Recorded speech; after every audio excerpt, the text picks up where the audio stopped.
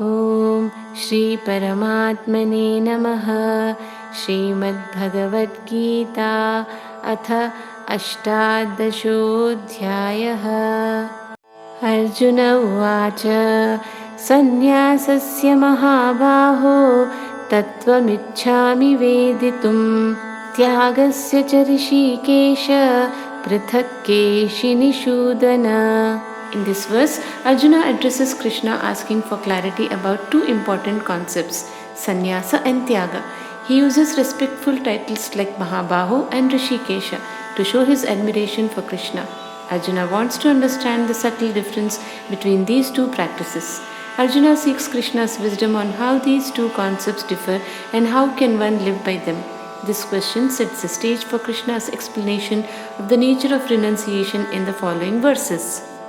Shri Bhagavanuvacha Kamyanam karmananyasam sannyasam kavayo viduhu sarva karma phalatyagam rahustyagam vichakshanaah. In this verse, Krishna begins to clarify the difference between sannyasa and tyaga. Sannyasa is explained as giving up actions that are done with desire, meaning those done for personal gain or pleasure. Wise people understand sannyas this way.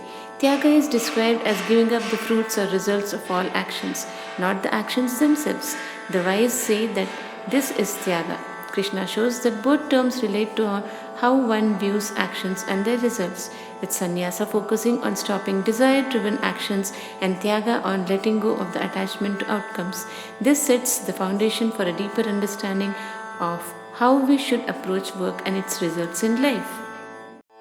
त्याज्यं दोषवदित्येके कर्म प्राहुर्मनीषिणः यज्ञदानतपः कर्म न त्याज्यमिति चापरे. In this verse, Krishna highlights the two main opinions people have about giving up actions. Some wise people say that all actions are full of flaws and should be renounced completely. These individuals believe that since actions often lead to mistakes or suffering, it's best to avoid them altogether. Others believe that certain actions like performing sacrifices, giving charity, and practicing self-discipline should never be given up.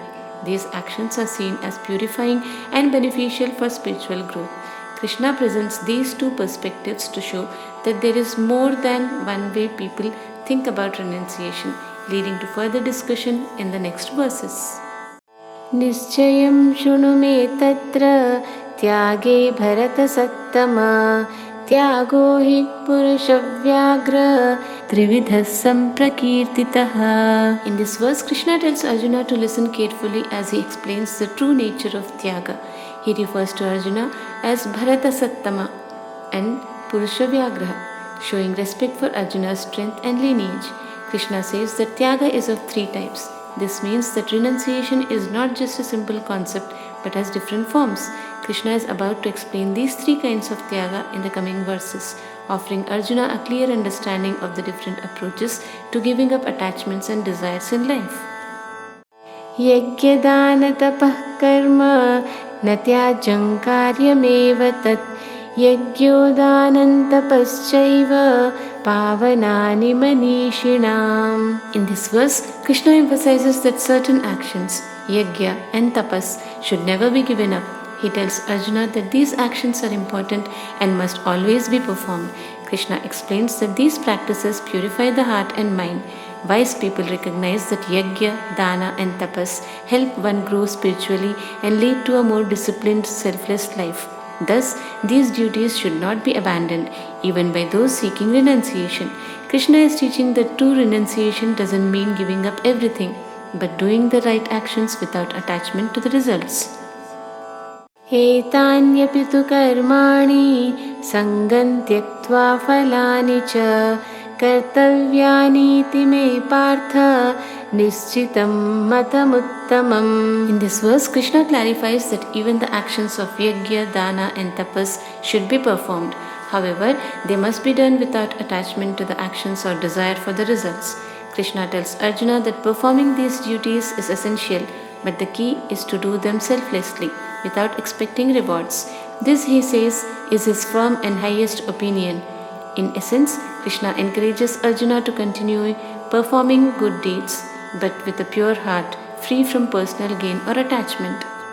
Niyatasya tu sannyasa karmano nopapadyate mohatasya parityagas tamasah parikirtitaha. In this verse, Krishna explains that giving up prescribed duties is not the right form of renunciation.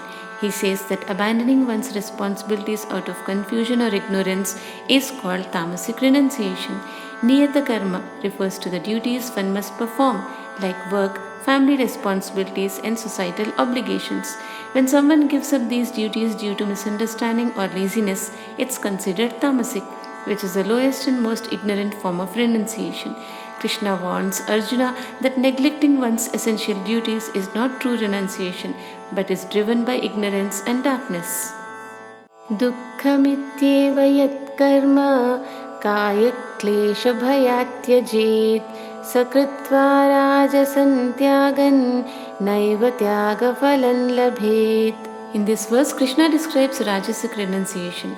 He explains that if someone gives up their duties because they find them difficult or painful or fear bodily discomfort, that kind of renunciation is not genuine.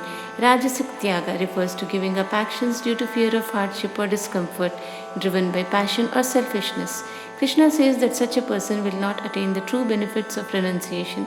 This type of renunciation based on fear and avoidance of effort does not lead to spiritual growth or freedom. True renunciation requires facing challenges without attachment, not avoiding them for personal comfort. Karyamityeva yat karma niyatam kriyate Arjuna sangam tyaktva phalai chaiva satyaga satviko mataha. In this verse, Krishna describes sattvic renunciation, which is the purest and most ideal form. He tells Arjuna that when a person performs their prescribed duties simply because they are necessary, without attachment and without desire for the results, this is considered sattvic tyaga. True renunciation lies in performing one's duties with detachment, focusing on action itself, not the rewards it may bring. Nadveshtya kushalam karma kushalenānuṣajyate tyagi sattva samavishto medhavi chinna sanshayah. In this verse, Krishna explains the qualities of a true renunciant who is filled with sattva. Such a person does not dislike unpleasant or difficult actions, nor do they become overly attached to pleasant or easy actions. This renunciant performs duties without preference or attachment, accepting both easy and challenging tasks with the same mindset. Krishna further describes this person as wise, with all doubts removed, meaning they have clarity of mind and unwavering understanding. A true renunciant is balanced, free from emotional extremes, and performs all actions with a calm and clear sense of purpose. Nahi deha bhrita shakyam tyaktum karmanyasheshatah yastu karma phalatyagi satyagityabhidhiyate. In this verse, Krishna explains that for someone living in a body, it is impossible to completely give up all actions entirely. As long as one has a body, actions are necessary for survival and responsibilities. However, the person who gives up attachment to the results of their actions is considered a true renunciant.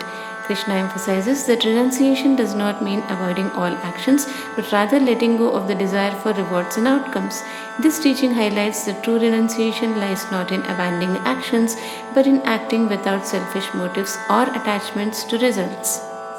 Anishtam ishtam mishraicha trividham karmanah phalam bhavatyatyāginām pretya natu sannyasinām kvachit. In this verse, Krishna explains the types of results that come from actions: Anishta, Ishta, and Mishra. These are the three kinds of outcomes that people experience from their actions.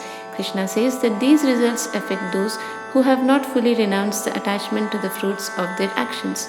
However, for true renunciants who have completely given up attachments to the outcomes of their work, these results do not affect them. The key message here is that those who are attached to the fruits of their actions will experience both good and bad results, while true renunciants remain free from these consequences as they have surrendered their attachment to both success and failure. Panchaitani mahabaho karanani nibodha me Sankhye Kritante Proktani Siddhaye Sarvakarmanam. In this verse, Krishna begins explaining the 5 factors that contribute to the success of any action.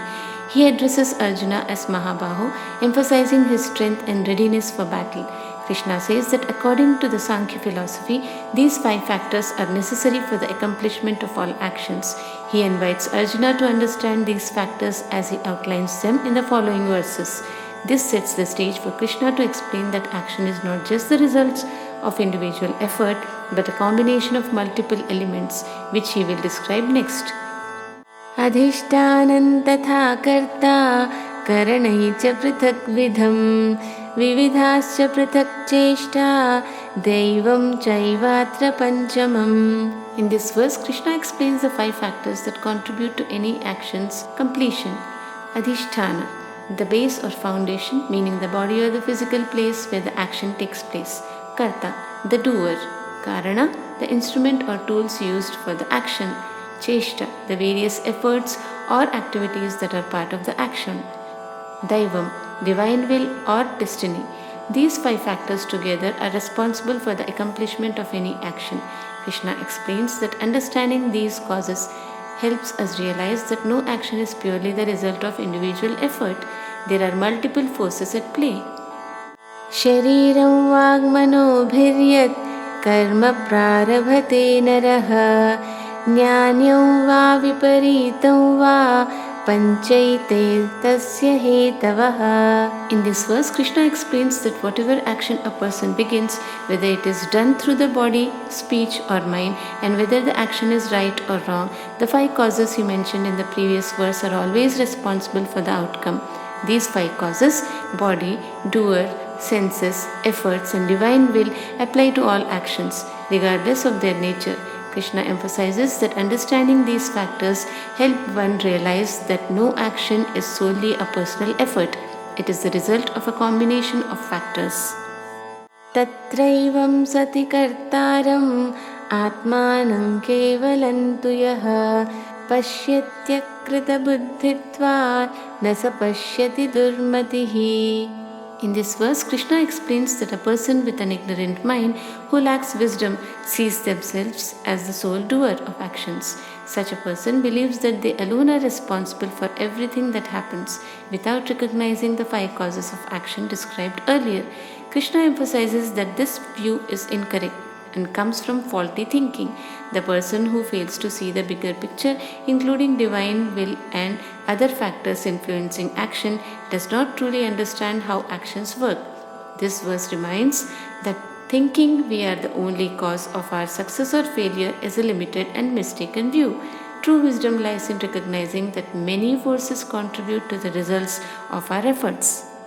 Yasya naham krito bhavo buddhir yasya na lipyate hatvapi sa iman lokan nahanti na nibadhyate. In this verse, Krishna explains the qualities of a liberated person who is free from ego and attachment. One who does not have a sense of ego or I in their actions, meaning they do not act with pride or selfishness. Their intellect remains unattached, meaning they are not affected by desires or the outcomes of their actions. Krishna says that such a person, even if they perform actions like killing, is not truly killing and is not bound by their actions. This doesn't mean that violence is justified, but emphasizes that a person who acts without ego, attachment or selfish motives is spiritually free and unaffected by the results of their actions. In essence, when someone acts selflessly and with a pure heart, they transcend the consequences of their actions and remain unbound by karma. Gyane gyeyam parikyata trividha karma chodana karanam karma karteti trividha karma sangraha. In this verse, Krishna explains that 3 elements drive every action.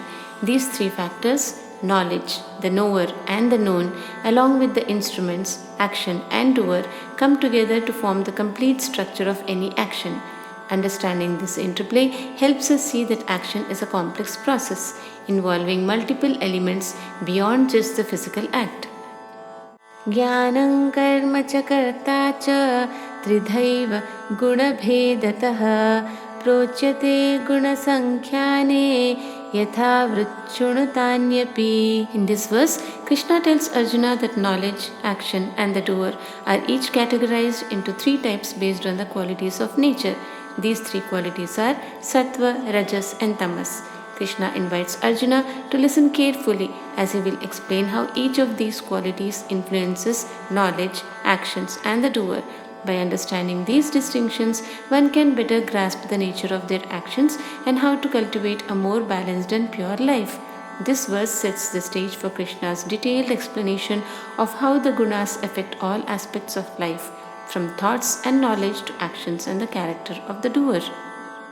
सर्वभूतेषु येनैकं भावमव्ययमीक्षते अविभक्तं विभक्तेषु तज्ज्ञानो विद्धि सात्विकम्. In this verse, Krishna describes sattvic knowledge, which is the purest form of understanding. A person with sattvic knowledge sees the one unchanging essence in all living beings. They see unity in diversity.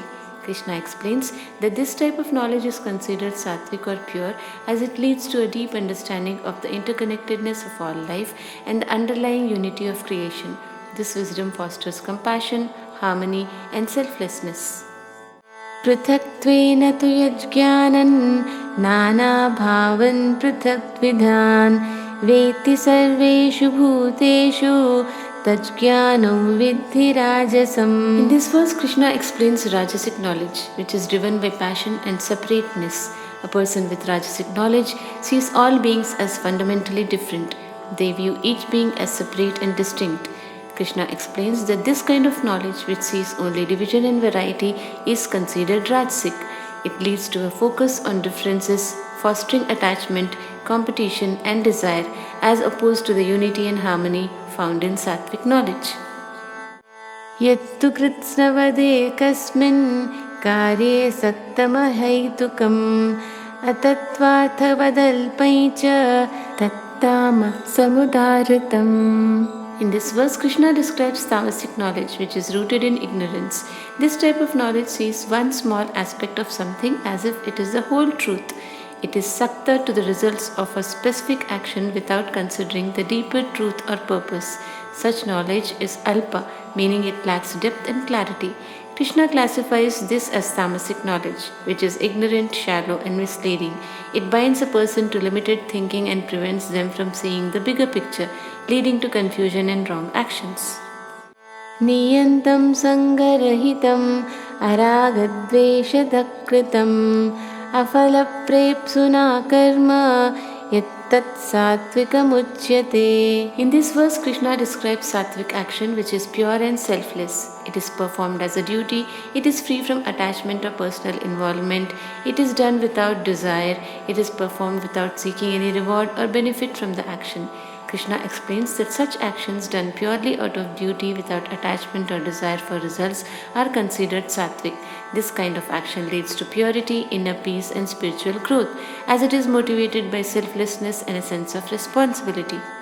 Yattu kamepsuna karma sahankarena va punaha kriyate bahulayasan tadraja samudayatam. In this verse, Krishna explains Rajasic action, which is driven by passion and selfish desire. He explains that this type of action is classified as Rajasic. It is focused on external results, driven by ego, and usually brings stress and exhaustion. While it may yield material success, it ultimately binds the person to the cycle of desires and outcomes.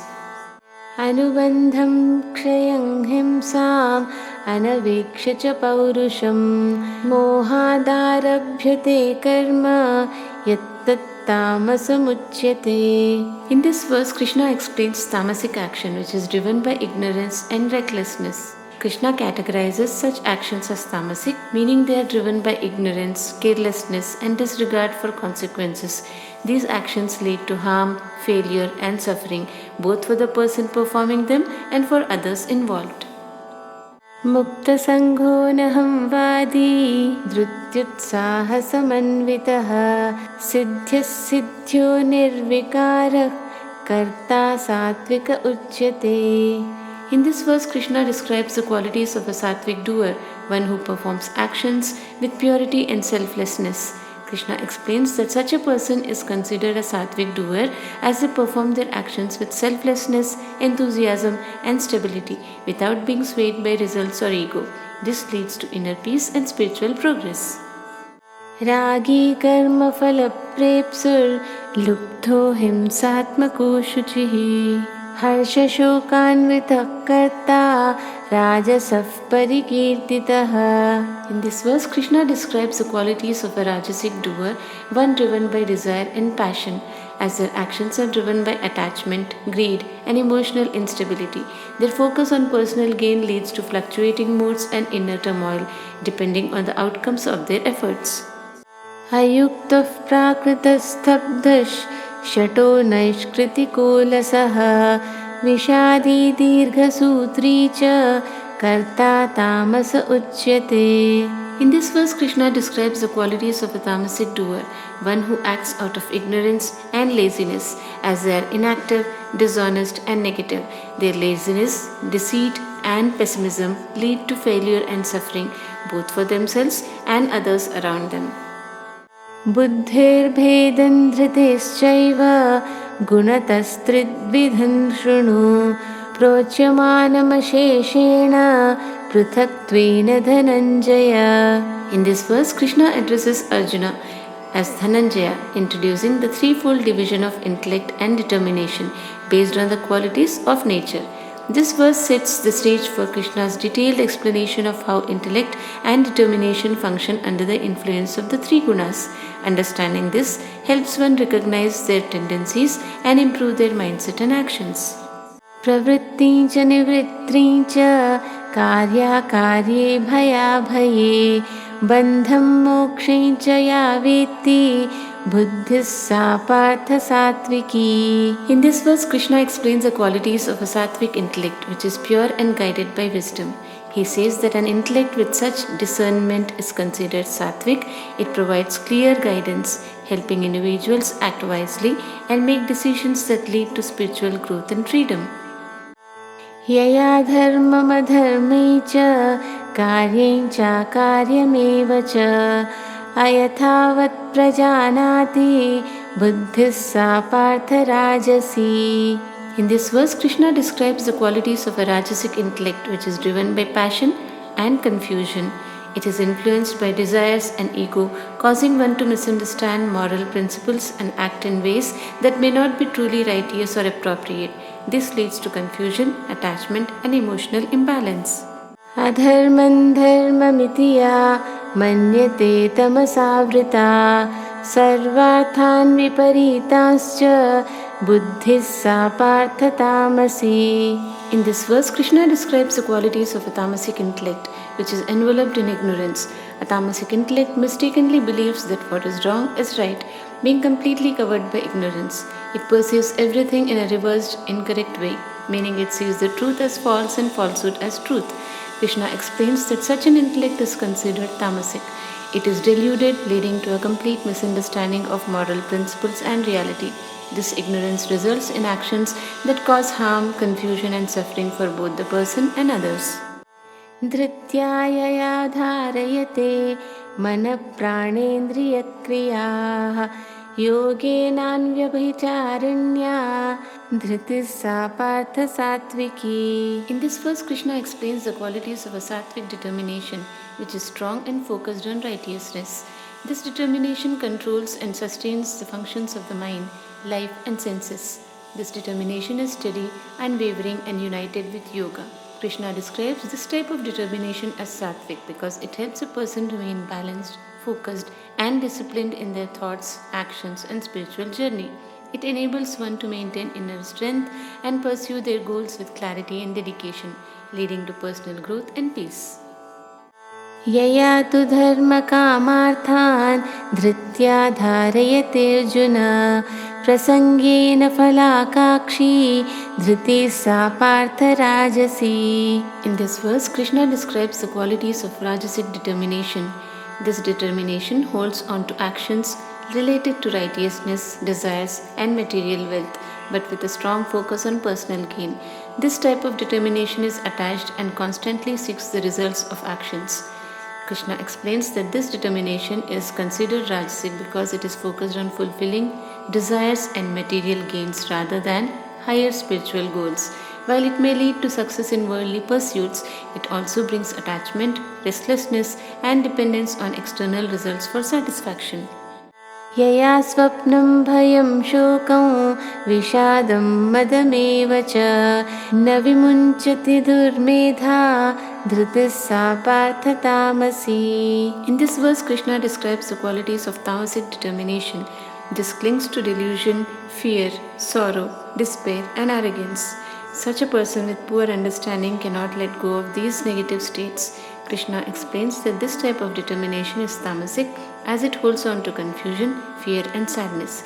Instead of moving forward with clarity or purpose, the person remains trapped in negative thoughts and emotions, leading to stagnation and suffering. Sukhan tvidanin trididham shrunu me bharatarshapha abhyasadramate yatra dukkhantai cha nigacchati. In this verse, Krishna introduces the concept of three types of happiness and asks Arjuna to listen carefully. Krishna sets the stage to explain the three types of happiness: Sattvic, Rajasic, and Tamasic. He emphasizes that true happiness is achieved through consistent practice and effort, leading to the cessation of pain and inner satisfaction. Yattadagre vishamiva pariname mritopamam tatsukham sattvikam proktam Atma Buddhi Prasadajam. In this verse, Krishna describes sattvic happiness, which is pure and enduring. He explains that sattvic happiness may be challenging at first as it requires self-discipline and hard work, but it leads to lasting peace and bliss. This type of happiness is the result of spiritual practice and self-realization. Vishayendriya sanyogat yattadagre mritopamam pariname vishamiva tatsukham rajasam smritam. In this verse, Krishna describes Rajasic happiness, which is driven by desire and sense pleasure. He explains that Rajasic happiness feels enjoyable at first as it is fueled by desires and sensory pleasures. However, it is fleeting and ultimately brings negative consequences like attachment, restlessness, and emotional pain. It is short-lived and dependent on external factors. Yadagre chanubandhe cha sukham mohanam nidralasya pramaduttan tattama samudaritam. In this verse, Krishna describes tamasic happiness, which is based on ignorance and delusion. He explains that tamasic happiness comes from indulgence in laziness, ignorance, and carelessness. It might feel pleasant in the moment, but it leads to confusion, stagnation, and a lack of spiritual or personal growth. This type of happiness ultimately results in deeper ignorance and suffering. Natadasti prithivya va devi deveshu va punaha sattvam prakriti jairmuktai yedebhisyatribhirgunaihi. In this verse, Krishna highlights the universality of three Gunas, Sattva, Rajas, and Tamas. He explains that whether one is a human, a god, or any other being, no one is entirely free from the influences of Sattva, Rajas, and Tamas. These three qualities govern all aspects of life and existence, affecting our emotions, decisions, and actions. The key is to recognize their influence and transcend them to achieve spiritual liberation. Brahmana kshatriya visham shudraणां च परन्तप कर्माणि pravibhaktani svabhava prabhavairgunaihi. In this verse, Krishna explains how the duties of individuals are determined by their inherent qualities. He explains that each person's responsibilities are determined by their natural tendencies and the dominant qualities they possess. This classification is not about birth, but rather about one's abilities, temperament, and inclinations. When people perform their duties according to their nature, they contribute to the harmonious functioning of society and achieve personal fulfillment. Shamodamastapashaucham kshantirrajavameva cha Gyano vijnanamastikhyam brahma karma svabhavajam. In this verse, Krishna describes the natural qualities and duties of a Brahmana based on their inherent nature. He emphasizes that those with a sattvic nature, endowed with calmness, self-discipline, and a thirst for knowledge, are naturally inclined to fulfill the role of a Brahmana. Their duties involve pursuing wisdom, spiritual growth, and guiding others towards righteousness and truth.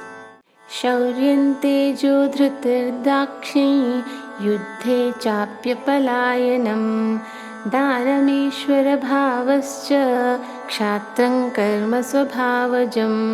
In this verse, Krishna describes the natural qualities and duties of a Kshatriya based on their inherent nature.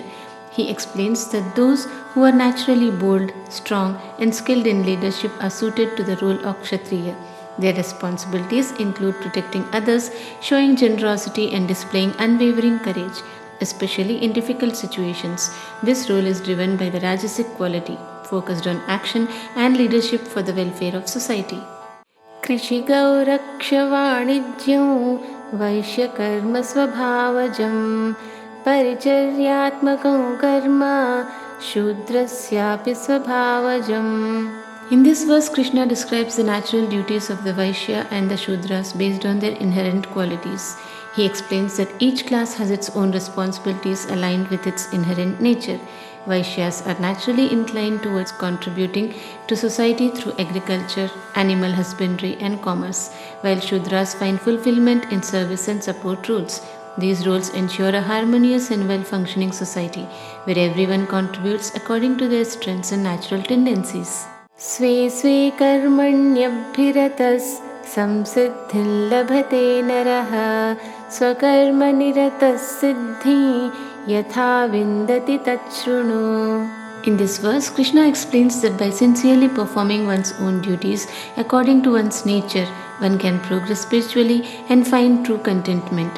Instead of imitating others, focusing on our unique responsibilities helps us attain success and inner peace. Krishna assures that the path to perfection lies in doing one's own work with dedication, aligning with one's innate qualities. Yatah pravrittirbhutanaय येन सर्वमिदं ततं स्वकर्मणा तमभ्यर्च्य siddhim vindati manavaha.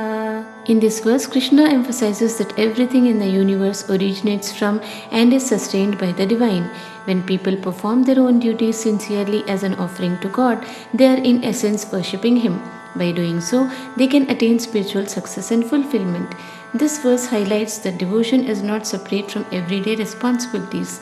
Any work done with dedication and a sense of service to God becomes a means of spiritual growth. श्रेयान् स्वधर्मो विगुणः परधर्मात् स्वनुष्ठितात् स्वभावनियतं कर्म kurvannapnoti kilbisham.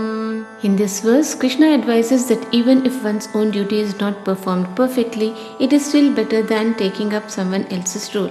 Even if done well, performing actions aligned with one's own nature leads to spiritual growth and keeps one free from negative consequences.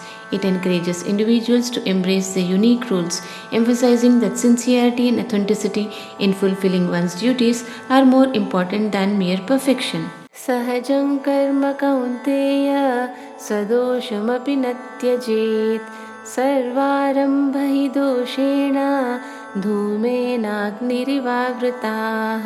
In this verse, Krishna emphasizes that every task or duty, no matter how pure or righteous, carries some imperfections, like smoke covering fire.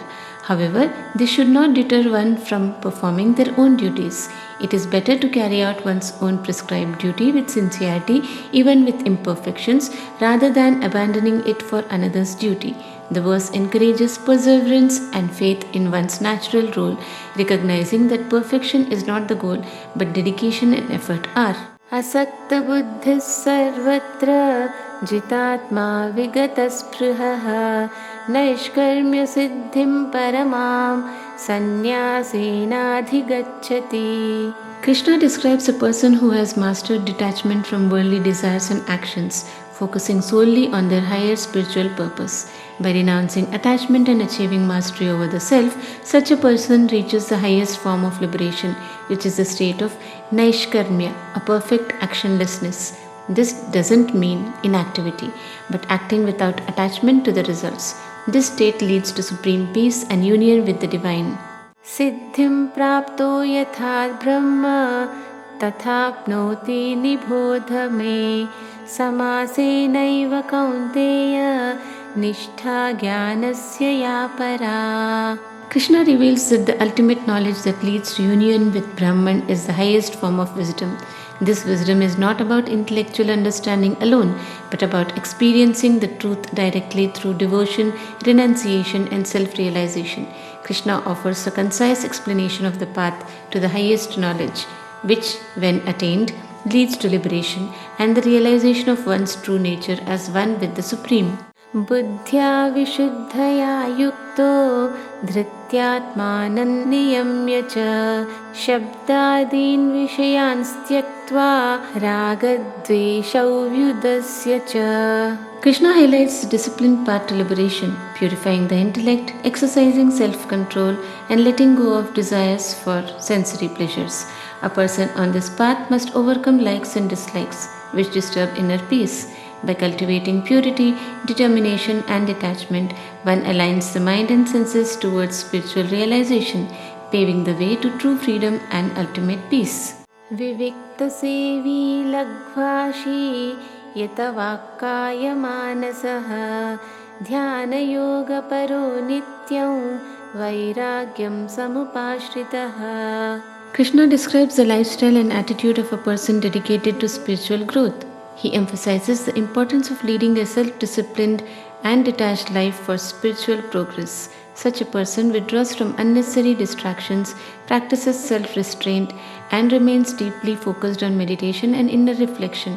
Through simplicity and renunciation, they create the ideal conditions for self-realization and ultimate peace. Ahankaram balandarpam kamam krodham parigraham विमुच्य निर्ममः शान्तो ब्रह्म भूयाय कल्पते. Krishna explains how one prepares to achieve unity with Brahman by letting go of negative tendencies. He highlights that liberation requires shedding the burdens of ego, desires, and attachments. A calm and detached mind, free from anger and selfishness, becomes capable of experiencing the divine essence. The verse encourages cultivating humility, peace, and selflessness as essential steps towards spiritual perfection and oneness with the Supreme. Brahma bhutah prasannatma na shochati na kankshati samas sarveshu bhuteshu madbhakting labhate param. Krishna describes the qualities of a person who has realized oneness with Brahman. A person who reaches the state of Brahma bhuta transcends dualities like sorrow and desire, recognizing the same divine essence in all. This state of equanimity leads to pure, unwavering devotion to the Supreme, which is the ultimate goal of spiritual life. It signifies liberation and unity with the Divine. Bhaktya mam abhijanati yavanyascha tattvatah tato man tattvato gyatva vishate tadanantaram. Krishna emphasizes the role of devotion in understanding the supreme truth. This verse highlights that pure devotion is the path to realizing Krishna's divine nature. Intellectual understanding alone is insufficient. It is through heartfelt devotion that one perceives Krishna as the supreme reality. Once this realization is achieved, the devotee merges into the eternal essence of the divine, attaining liberation and eternal peace. Sarva karmanyaphi sada kurvano madhyapashrayah matprasadadapapnoti shashvatam padamavyayam. Krishna assures Arjuna that relying on him leads to liberation. This verse teaches that surrendering to Krishna while continuing one's worldly duties leads to spiritual success. When actions are performed with devotion and dependence on Krishna, His grace ensures the seeker transcends the cycle of birth and death, ultimately reaching the eternal and changeless state of liberation. It emphasizes that spiritual progress doesn't require renouncing action but dedicating it to the divine. Chetasa sarva karmani mai sanyasya matparaha buddhi yogamupashritya matchitta satatam bhava. Krishna explains how to live a spiritually aligned life. This verse highlights surrender and devotion as the essence of spiritual practice. Krishna encourages offering all actions and their outcomes to him with a heart full of faith and reliance. By uniting the intellect and devotion and focusing the mind on the divine, one achieves harmony in action and paves the path to liberation. Macchitta sarva durgani matprasadat tarishyasi अथ चेत्त्वमहङ्कारान् न श्रूयसि विनङ्क्ष्यसि. Krishna reassures Arjuna while warning against arrogance. He emphasizes that surrendering to him with devotion ensures divine protection and the strength to face challenges. However, allowing ego to dominate leads to disobedience and self-destruction. This verse underscores the importance of humility, faith, and reliance on the Supreme to navigate life successfully and avoid spiritual downfall. Yadahankaramashritya nayotsya iti manyase mithyesha vyavasayaste Krishna explains the futility of resisting one's inherent nature. He emphasizes that actions dictated by one's inherent qualities are unavoidable. Arjuna's warrior nature will drive him to fulfill his duty regardless of his current hesitation. The verse teaches that resistance born out of ego and delusion is futile, as the natural law of one's being will ultimately prevail. Surrendering to duty with understanding leads to harmony and success. Svabhavajena kaunteya nibaddhasvena karmana kartun nechasi yanmohat karishyasya vashopitat. Krishna explains the compulsion of one's inherent nature. This verse highlights that one's innate qualities and tendencies drive actions even if resisted out of confusion or ego. Krishna reassures Arjuna that his warrior nature will compel him to fulfill his duties whether he chooses willingly or not. The lesson is to act in alignment with one's true nature, surrendering delusions to achieve inner peace and spiritual growth. Ishvara sarva bhutanam hriddeshirjuna tishtati brahmayan sarva bhutani yantrarudhani mayaya. Krishna reveals his presence as the supreme controller within all beings. This verse describes how the Lord resides within every soul, orchestrating the universe through Maya. The comparison to a machine symbolizes how beings act according to their karmic impressions under divine oversight. Krishna emphasizes that surrendering to the Lord, the inner guide, is the path to transcending the influence of illusion and achieving liberation. Tameva Śharaṇaṁ gaccha Sarva bhavena bharata tat prasadat param shantim sthanam prapsyasi shashvatam. Krishna advises Arjuna to fully surrender to the divine. This verse emphasizes the transformative power of complete surrender to the Supreme Lord. By dedicating oneself wholeheartedly, one receives divine grace, which leads to liberation, eternal peace, and spiritual fulfillment. Krishna assures Arjuna that trust and devotion to the divine are the ultimate solution to life's challenges and the key to attaining the highest spiritual goal.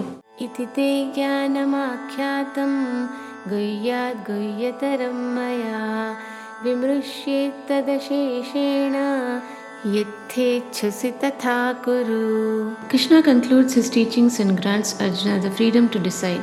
Krishna empowers Arjuna by presenting divine wisdom and leaving the choice in his hands. This verse highlights the importance of personal responsibility and introspection in making decisions.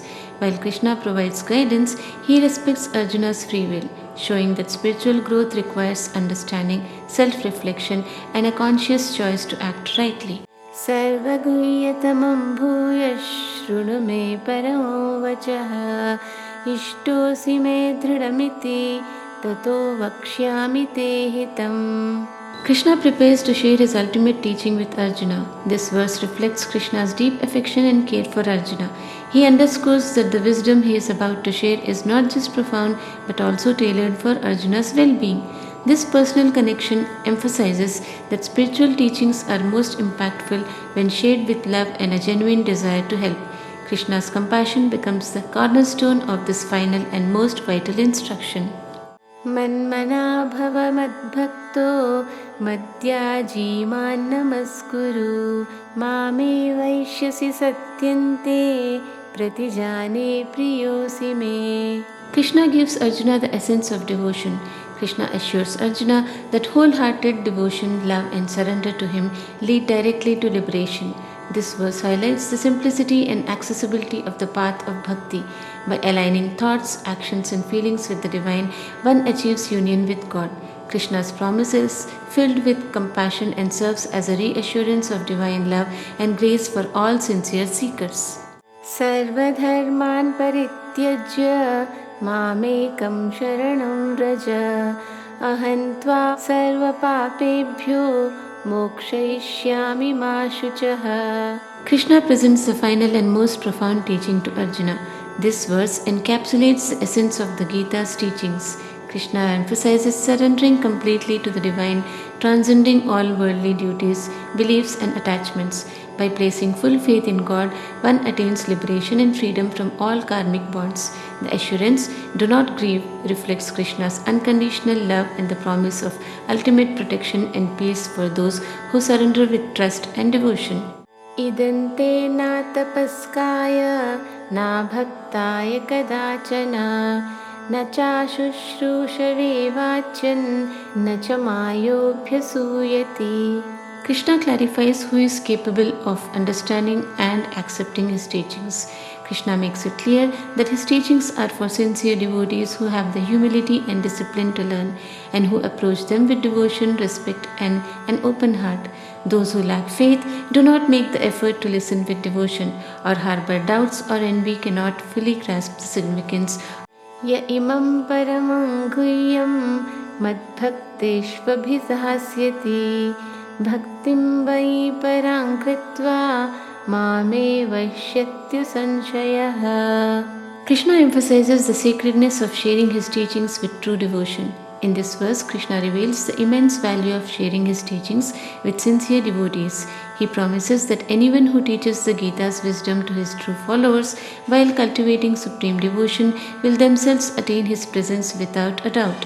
This verse highlights the sacredness of transmitting spiritual wisdom with love and devotion, ensuring that those who do so help others grow spiritually and come closer to the divine. Nacha tasman manusheshu kaschinme priyakrittamaha bhavita nacha me tasmad anyaf priyataro bhuvi. Krishna declares the highest honor and love for his true devotees. Krishna is affirming that a true devotee who fully surrenders and serves with love and devotion holds a unique and unparalleled position in his heart. Such a devotee is the most beloved of all, surpassing even the greatest of saints, scholars, or other revered individuals. This verse highlights the boundless love and divine favor that Krishna showers upon his devoted followers, indicating the supreme importance of complete surrender and devotion to him. Adhyeshyate chayaiman dharmyam samvadamavayoh jnanayajnena tenaham ishtasyamiti me matihi. In this verse, Krishna speaks about the transformative power of sharing the sacred teachings. Krishna expresses that anyone who recites or shares the divine dialogue of the Gita is performing a supreme act of devotion. Such an act is considered a knowledge yajna, and Krishna promises that the person who shares these teachings will be most dear to him and will surely reach him. This verse emphasizes the immense spiritual merit in both learning and sharing the teachings of the Bhagavad Gita with others.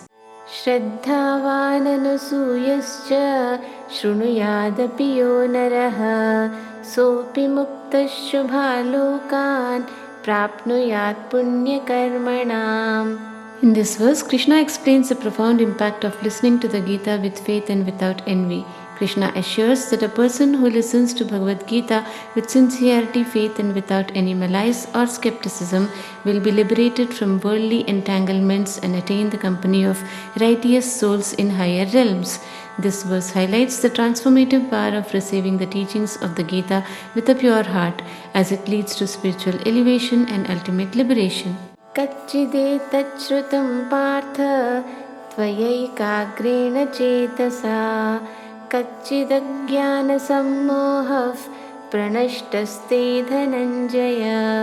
In this verse, Sanjaya speaks to Dhritarashtra about Arjuna's state after hearing the teachings of Krishna. Sanjaya is asking Arjuna if he has fully absorbed the teachings with attention and focus, and whether the ignorance and doubt that clouded his mind have been eradicated. This verse reflects the importance of concentration in understanding the wisdom imparted by Krishna and the transformation Arjuna is going through as his doubts are cleared. It also emphasizes that true understanding comes when the mind is focused, allowing the individual to overcome confusion and ignorance.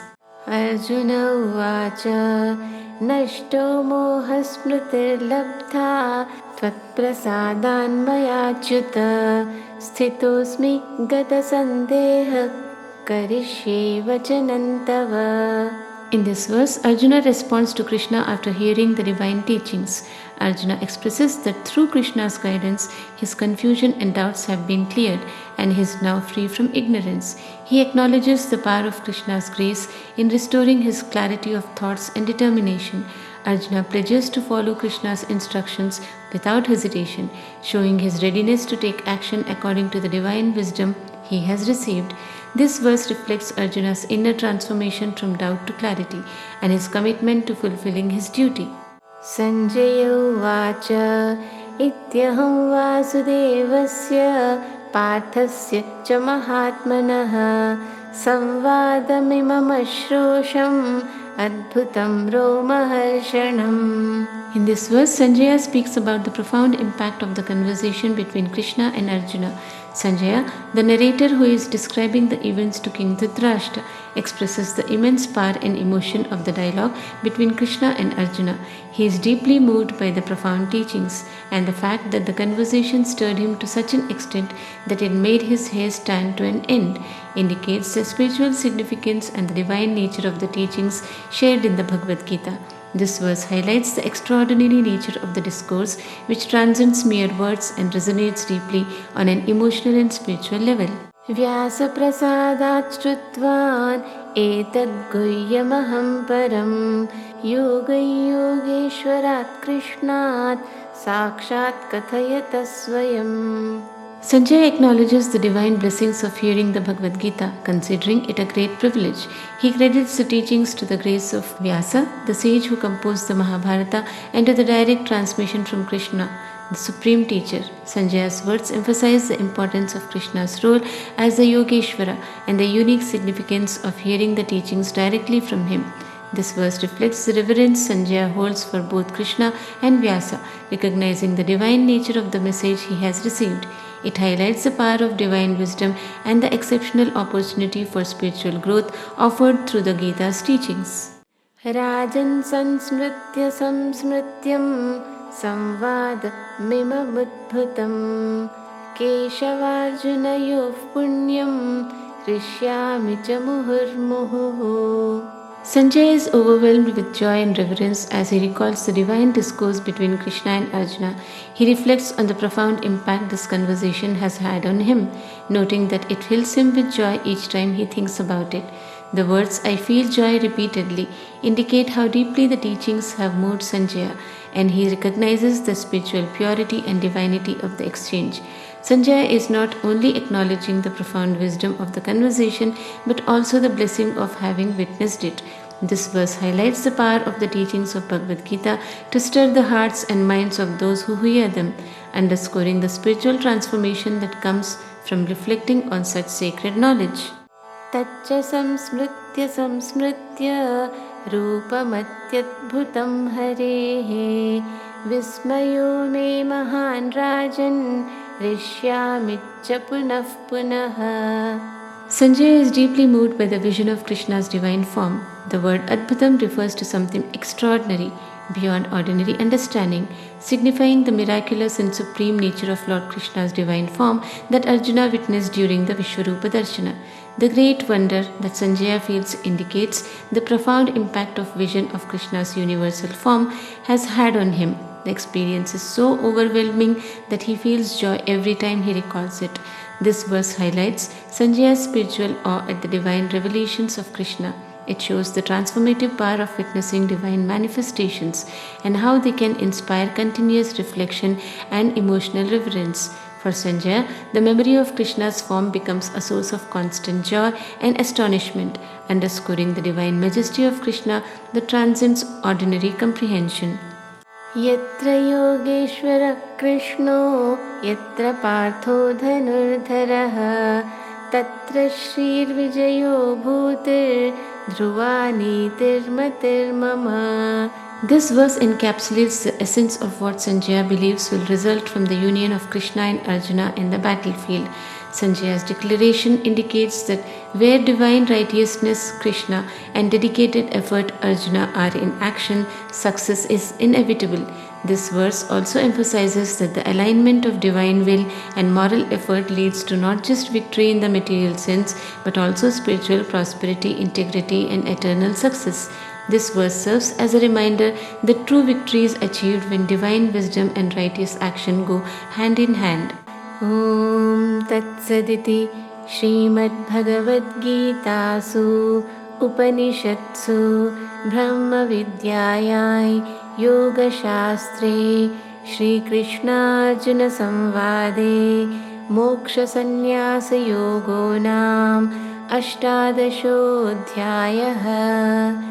Om Shri Krishna Arpanamastu.